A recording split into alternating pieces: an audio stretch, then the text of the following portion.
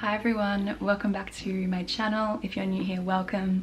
My name's Kaya and today I wanted to make a video about 20 Italian phrases that make you sound like a local.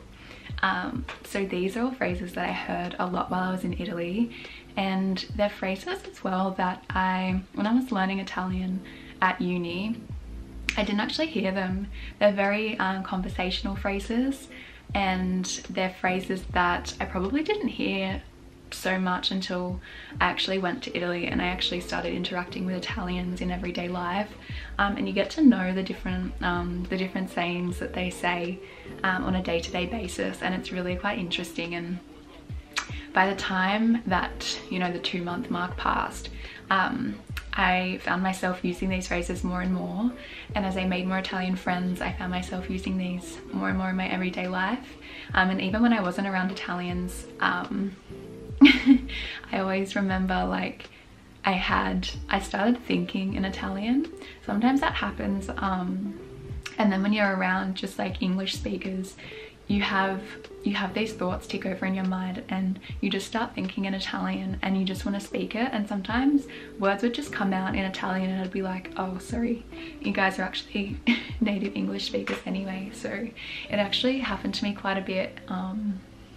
It actually happened to me quite a lot while I was in Italy, and especially like when I first came back to Australia as well, because you just get so accustomed to speaking Italian and to that, I guess, way of life, that it can be difficult to transition, and it becomes a little bit of like reverse culture shock, I found, when I returned back to Australia initially. So yeah, I'm just gonna get into the things today. This video is gonna be quite short and sweet. I'm gonna do like a brief explanation of each phrase and in what context it would be used, but this video is pretty much just to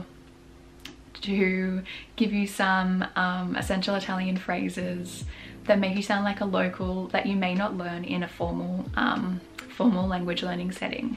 So yeah, let's just get straight into it. There's going to be 20 things, and I found them all to be really helpful, so I hope you do too, and I hope you take something from this video and take it to your next Italian travel, your next Italian holiday, when the world permits it again. But yeah, let's just get straight into it. So the first one is kaija, and this one basically means what's up. You use it when you're checking in on someone. It's just a very it's a very core and go-to phrase if you suspect that something's wrong with someone and you just want to know quickly, if you're just checking in, like, what's wrong, what's up, what happened, that kind of thing. It's like a really caring phrase, and I use that quite a lot, and that's something that I literally had never heard before I went to Italy, and the first time someone said it to me I was like, what? And because the literal translation is like, what is there, but it's like when you use it in a conversational way, it's when referring to someone, when you're checking in on someone, it means what's up, what's happened. So I really liked that one. It's really, I guess, easy way to just check in on someone, and you don't have to know a lot of Italian to do so. So that one's a really good one. The second one is Tutaposto, or as the Southerners say in dialect, Tutapost. This is another one when you're like checking in on someone. It's like, is everything okay? Are you all right? And a lot of the time when I went to the south of Italy, and I couldn't, because they speak very differently. They have quite a heavy accent. So even though I did understand, you know, quite a bit of regular Italian, I found that when I went to the south, it was like a completely different language, and it was really difficult to understand them sometimes. And oftentimes I remember just like shutting off a little bit, and I might have even seemed to like have retreated into my shell, which I probably did a lot of the time, because, you know, when you don't understand what people are talking about, or if people around you are speaking in a language that's foreign to you, it's only natural, if you feel like you can't contribute, to kind of like shut yourself off.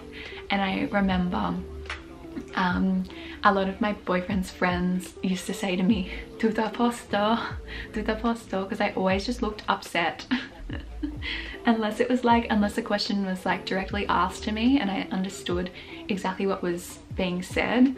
It was really difficult in their southern dialect to understand and catch on with the conversation that was happening around me, that often I would just like completely shut down and not understand anything. So I heard that one a lot, especially when I was traveling through the south of Italy. So it's a really nice one just to check in on someone, and it was nice to have them like notice that I was retreating and not just like completely ignoring me, which was nice. So that's a really good one if you think that something might be up with someone, if you think someone's struggling. Tutaposto, it's a really easy one to use. The third one is Vabana, or vabbè to shorten it. A lot of the time in Italian, I guess it happens in Australia as well, we might shorten words to make it easier conversationally, and also it might be not as understandable to foreigners. I'm so sorry, this lighting keeps going in and out. That's what happens when you use natural lighting in the mornings on a day that's overcast and the sun keeps like shining through. Anyway, back to my phrases. Vabana or vabbè is just like, alright, okay. The next one is vero, which just means true, it's true. You can often use this one as well on the end of sentences if you're wanting to know whether something's true or not, or whether something is correct or not. You can be like Vero at the end as a question if you're seeking clarification on something, or you can just say vero, like it's true, if something is true. So that's a really good one. The next one is certo, so sure, certainly, definitely, yep. This one I used a lot. It's really easy. Certo. Yeah, doesn't really need much explanation. The next one is niente or di niente. This one basically means, well, the literal translation is it's nothing or nothing. I remember using it a lot of the time if I was on public transport or something and you'd accidentally like bump into someone, say scusa, and they'd reply back to you niente or di niente, or if it happens the other way around, you can say niente or di niente to someone, and it's just like, it's nothing, don't worry about it. So the next one is Magari, and this one, I guess the closest English word we have is maybe, but it's more than that. It's like expressing desire to do something. So if someone says, oh, I wish you were here, you could reply with Magari, like, oh, I wish, or I guess, yeah, I wish, or that would be nice, or yeah, like expressing desire to do something that's like uncertain, if that makes sense. The next one is davvero, so that just means really. If you're replying to someone that is saying something that you need clarification on, or that doesn't sound right, or someone says something surprising to you, you might say davvero. Yeah, pretty self-explanatory again. The next one is Nonchicoretto, so it's like, I don't believe it. And a lot of the time when I heard this one, it was when I was watching Italians watching sport on the TV, namely soccer or football as they call it, and one of the players would do something stupid, or they would get a goal that was unexpected, and they will all say non ci credo or something like that, and it's just like, I don't believe it, like, oh my god. So it can be either good or bad,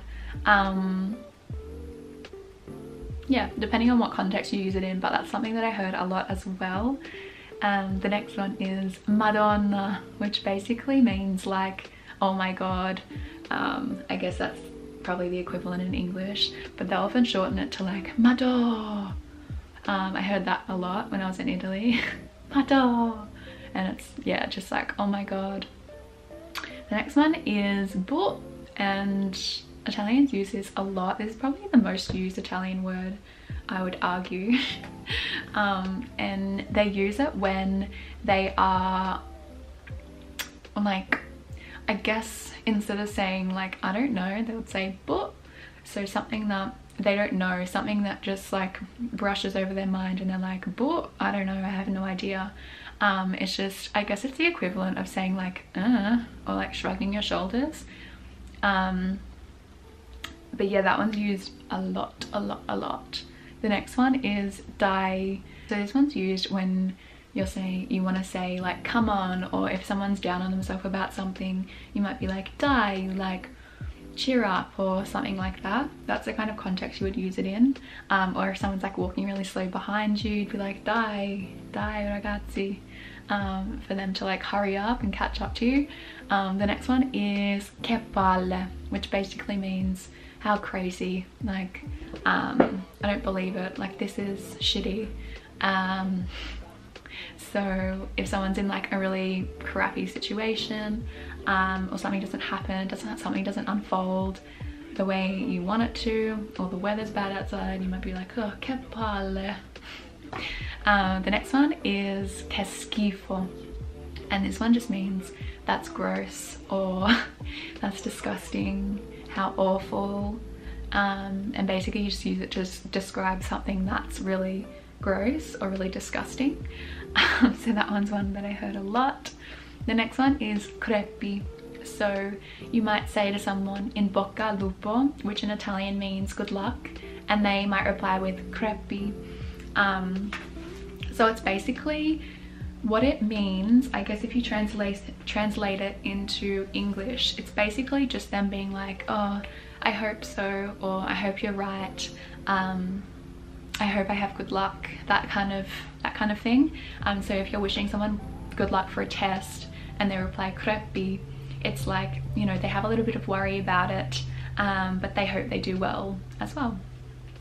The next one is Ti voglio bene, and I hadn't heard this one before I went to Italy either, and basically it's used when you want to wish someone well. So you might be really close friends with someone, or you might be getting to know someone and you really start to care about them, and you would just say Ti voglio bene, like I want you to be good, I want the best for you.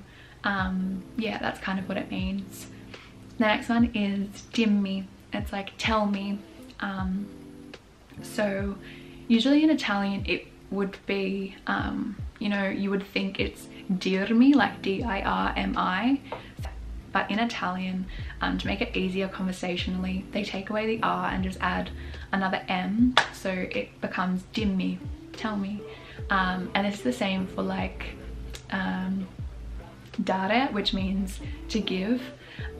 So if you wanted to say give me a kiss, you would say dammi un bacio, which was my next one, or dammi una mano, give me a hand, give me a kiss.